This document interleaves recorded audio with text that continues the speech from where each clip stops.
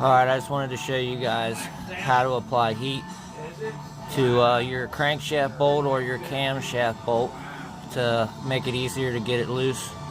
I put this big breaker bar on there and it wasn't the easiest, so I'm going to heat it up and just make this an easy thing.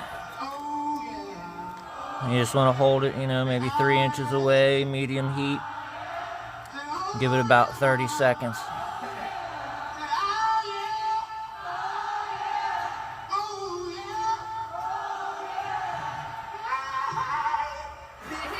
So I've already put some heat to it already. I'm going to go ahead and put the breaker bar on there now and see how it goes. Go back into it. Still very difficult. Alright, so I put some more heat on the bolt, but I turned the torch up, so I'm going to show you about how much. I had it about there. It's loose now. Yeah, that'd be.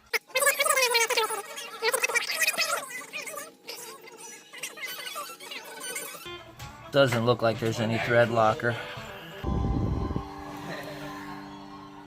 It's a 15/16.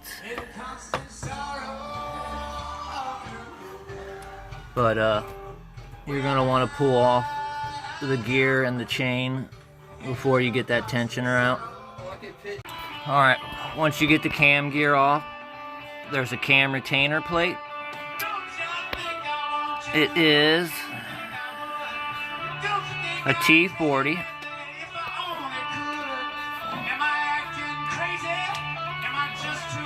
Get these 4 out, and I'll show you what the seal on the back of this plate looks like.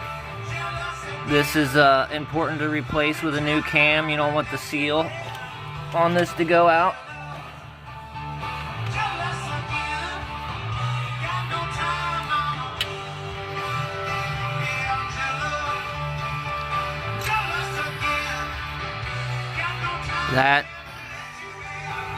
That maintains oil pressure in your lifter galley. So that seal's important. If that seal goes bad, your lifters will flatten out. So make sure you replace that. How to run a car or something. It would be out if you didn't give me that too at this strength. I mean, some of us have got to. Yeah, I'll show you the container of it when we go past the kitchen. Alright, so I got my tool here, and the hopes are that with the length of this, I can get some good leverage on it so that when I pull it out of the bearing race, it doesn't drop down and put a big dent in the bearing.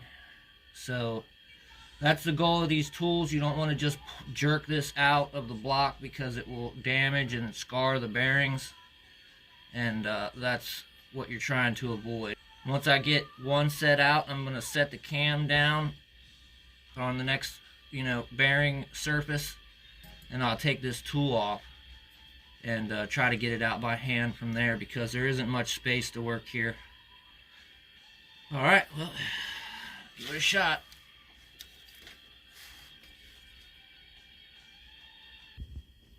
Alright, so I had to rebend my bar here. I was bending it too far and it was hitting the radiator, so I'm going to try this again.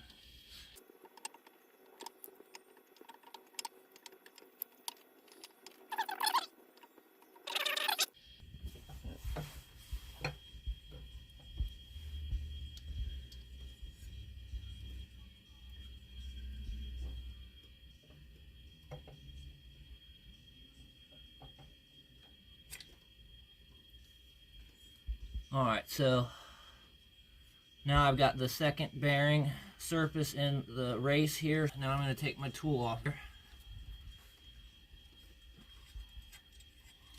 And honestly, after doing that,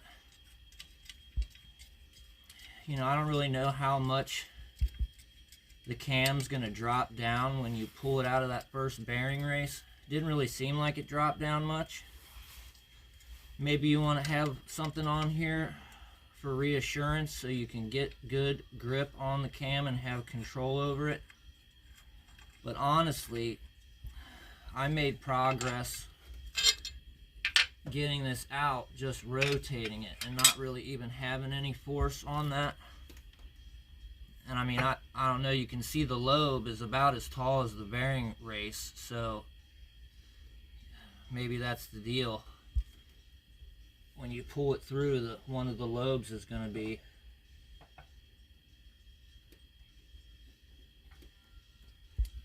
on the bearing race, holding the cam up so it won't drop down so far.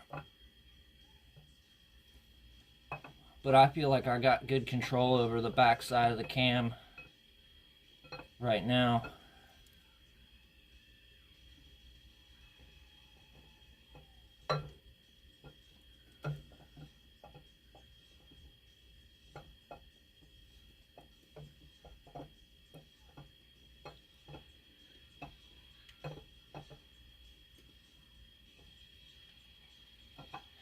You know, just like rotating it. I feel like eventually, right, if you can't get it out, just rotate it, and the cam lobe is going to walk up on the bearing race and let it slide through eventually. So, I think if anything, you just be gentle, and if you get hung up, just rotate it.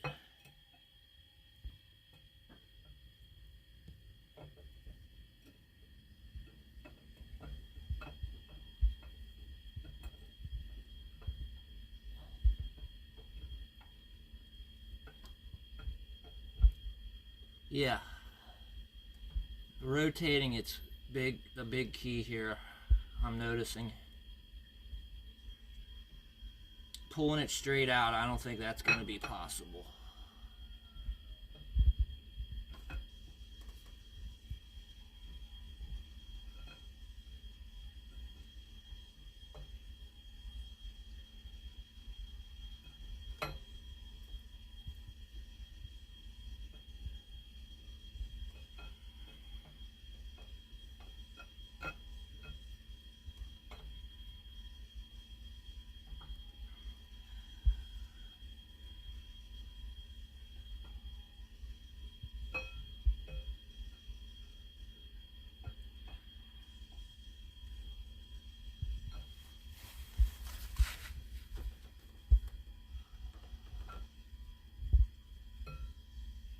Just barely enough room.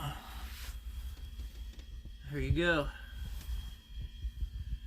I mean, I don't know if you can see what I'm talking about, but the lobes on these cams are pretty even with the bearing race, and so I think what was happening is if I was getting caught up on the bearing race, like here, I could rotate the cam and it would pick up on the lobe and line that up, and it would slide through. So yeah, support the cam, but if you get hung up at all, just rotate it.